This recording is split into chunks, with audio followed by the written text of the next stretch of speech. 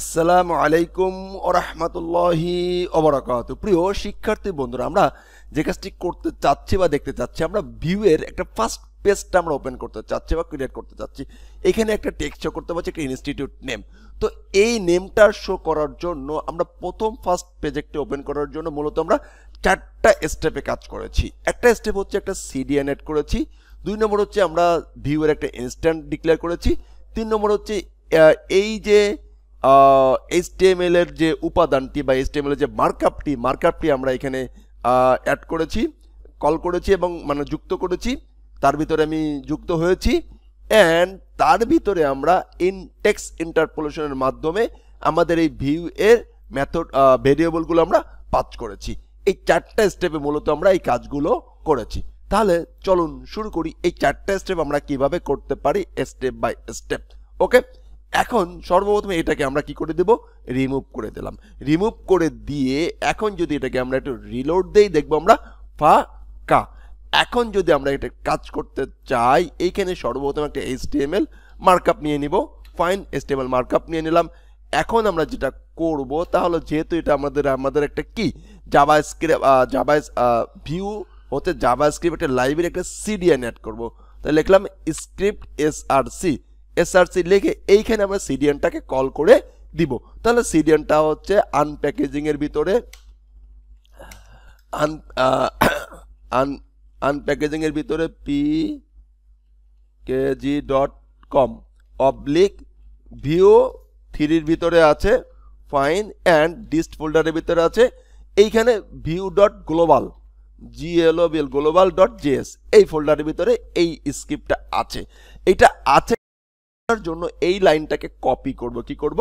Copy করব। Fine, copy করার পরে আমি ব্রাউজারে যাব, ব্রাউজারে যেয়ে এখানে এটাকে পেস্ট করব। That's it. যদি কোনো স্ক্রিপ্ট পেয়ে যায় তাহলে ঠিক আছে, আমার সিডিএন রাইট। এখন আমরা এইখানে যেহেতু আমরা জাভাস্ক্রিপ্ট লিখব, মানে ভিউ লিখব, ভিউ যেহেতু জাভাস্ক্রিপ্ট একটা ফ্রেমওয়ার্ক, সেহেতু আমরা স্ক্রিপ্ট ট্যাগ দিয়ে শুরু করলাম। এখন আমরা ভিউ এর একটা ইনস্ট্যান্ট তৈরি করতে হবে আমাদেরকে। তো ভিউ এর ইনস্ট্যান্ট তৈরি করার জন্য আমি এটাকে আমরা ওপির ভাষায় অবজেক্ট বলতে পারি। যাই হোক, আমরা ইনস্ট্যান্ট তৈরি করে নিলাম। const my appl application equal একটা application view dot create app create app। Okay, একটা অ্যাপ্লিকেশন একটা ইনস্ট্যান্ট তৈরি করে দিলাম। এখন আমরা ইনস্ট্যান্টের ভিতরে আমরা যেটা করতে চাই, কি করতে চাই, একাধিক জিনিস পাস করতে চাই। তো পাস করতে চাই, সেটা একটা কার্লি ব্র্যাকেট দিয়ে নিলাম। অ্যান্ড এখন আমরা প্রথমে ডাটা ফাংশনটাকে কল করবো। এর ভিতরে একটা ফাংশন আছে, ডাটা ফাংশন লিখবো। দিয়ে ডাটা ফাংশন লিখলাম, লেখার পরে ফাংশন কল করলাম, এটা রিটার্ন করে দেবো। কি করে দেবো? রিটার্ন। কি রিটার্ন করব জানি না,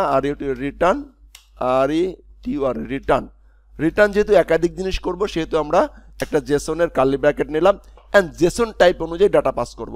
তাহলে এখন লিখলাম যে person name colon Hadi Zaman, right and right. এখন আমরা এই পারসন নেমটাকে আমাদের HTML মার্কআপের ভিতরে শো করতে চাই, রাইট, অ্যাবসলিউট রাইট। এখন আমরা লিখলাম এইখানে যে div main, ফাইন, এই ডিভের মেইনের ভিতরে শো করতে চাই। তাহলে এই মেইনটা আমাকে প্রথমে ক্যাচ করতে হবে। তো মেইনটা ক্যাচ করার জন্য আমাদের এই যে ইনস্ট্যান্ট থেকে আমরা একটা ফাংশন বের করে নিব মাউন্ট নামে, মাউন্ট। এই মাউন্ট ফাংশনের ভিতরে আমরা হ্যাশ দিয়ে আমরা এই যে আইডিটাকে লিখছি, এই আইডিটাকে এখানে পাস করতে পারবো বা আমরা ক্যাচ করতে পারবো। ক্যাচ করে নিলাম। তাহলে আমরা এই ইনস্ট্যান্টের মাধ্যমে, মাউন্ট ফাংশনের মাধ্যমে এই আইডিটাকে ক্যাচ করে নিলাম। এবার এই টোটাল জায়গাটা আমার, এখানে আমি টোটাল ভিউ এর সবকিছু কাজবাজ করতে পারবো। তো ভিউ এর ডাটা বা ফাংশন বা ভেরিয়েবল, মূলত সমস্ত সিস্টেম চলে ভেরিয়েবল আর ফাংশন নিয়ে। তো এইখানে আমরা ভেরিয়েবলগুলো শো করতে পারবো। তো ভিউ এর ভেরিয়েবলগুলো শো করার জন্য আমাদেরকে যেটা ব্যবহার করতে হবে, টেক্সট ইন্টারপোলেশন বলা হচ্ছে ডাবল কার্লি ব্র্যাকেট। এই ডাবল কার্লি ব্র্যাকেট ভিতরে আমাদেরকে এই যে ভেরিয়েবলটা আছে এটাকে কপি করব, কপি করে এখানে পেস্ট করে দিলাম। এবার আমরা সেভ দিলাম। সেভ দেওয়ার পরে আমরা যদি এখানে আসি এন্ড যদি এটাকে একটু রিলোড দেই, তাহলে কি দেখতে পাবো দেখি, হাদি যেমন শো করছে, ইজ দ্য রাইট।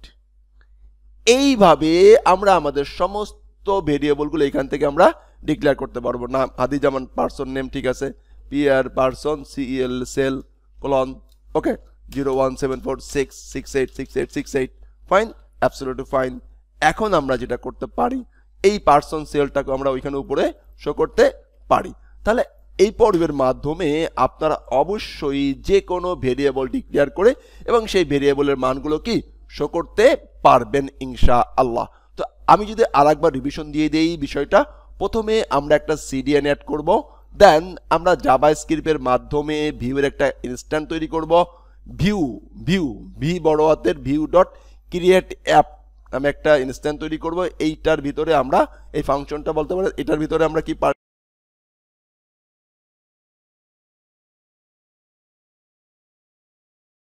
আমাদের সমস্ত ভেরিয়েবলগুলো। তো সর্বপ্রথম আমরা এই ডাটা এই ইনস্ট্যান্টটি তৈরি তারপরে আমরা কি করলাম, এখানে একটা ইনস্ট্যান্ট তৈরি করলাম, অবজেক্ট তৈরি করলাম, ইনস্ট্যান্ট তৈরি করলাম। এই ইনস্ট্যান্টটার ভিতরে মাউন্ট নামে একটা ফাংশন কল করলাম, কল করে এনে আমাদের HTML এর আইডি ধরার জন্য হ্যাশ আমরা জানি, আমরা এই টোটাল ডিপটাকে ধরবো, ডিপটাকে নিজের করে নিব, সেই জন্য আমরা আইডি দিয়ে মেইন লিখলাম, মেইন লিখে তারপরে সমস্ত জায়গাটাকে আমার হয়ে গেল। এখন আমি এখানে যত ভেরিয়েবল পাস করি সব ভেরিয়েবল আমার ওইখানে শো করবে। পার্সন ইমেইল কলন MAMUR মামুর জোর BD@gmail.com, ফাইন, অ্যাবসলিউটলি ফাইন। এখন আমি এটাকে কপি করছি, কপি করে এখানে কি করলাম, পেস্ট করলাম, ফাইন, দ্যাটস ইট। এখন যদি এখানে যাই অ্যান্ড রিলোড দেই, দেখেন সব কিছু শো করতেছে। তো এখন আপনাদের যে কাজটা হবে সেটা হলো যে একটা অ্যাডমিশন ফর্মে যতগুলো ইনপুট টাইপ দরকার হয়, যতগুলো ফিল্ড দরকার হয়, সবগুলো ফিল্ড এইখানে নেবেন এবং এইখানে ভার্চুয়ালি এক এক করে শো করবেন। MOTS এর মাদার নেম, ফাইন, ওকে, SASAHE রা বেগম, BE বেগম, রাইট, এভাবে করে লিখবেন, ওকে। ইনস্টিটিউট কি নেম, ইনস্টিটিউট নেম, MAMUR মামুর জোর IT, ফাইন। এভাবে করে প্রচুর ইনফরমেশন, মিনিমাম 20টা ইনফরমেশন লিখবেন। কটা ইনফরমেশন লিখবেন? মিনিমাম 20টা ইনফরমেশন লিখে সেই ইনফরমেশনগুলো অবশ্যই আপনি ভিডিওর নিচে কমেন্ট করে জানাবেন কি কি ইনফরমেশন নিয়ে আপনি প্র্যাকটিস করছেন এবং কি কি করেছেন, এবং সবটুকু মিনিমাম ভেরিয়েবলগুলোর টুকু আপনি কমেন্টে পেস্ট করবেন। আমি প্রত্যেকটা লেসন অপশন আপনাকে প্র্যাকটিস করতে হবে, প্র্যাকটিস করা ছাড়া কখনোই আপনি বুঝতে পারবেন না কিছুই, এবং অল্প অল্প করে আমরা প্র্যাকটিস করব, দিন শেষে অনেক কিছু আমরা শিখতে পারবো। তাহলে এটা ছিল আমাদের প্রথম পেজ, ভিউয়ের আমাদের প্রথম পেজ। তাহলে ভালো থাকবেন, অবশ্যই আপনার প্র্যাকটিস করবেন।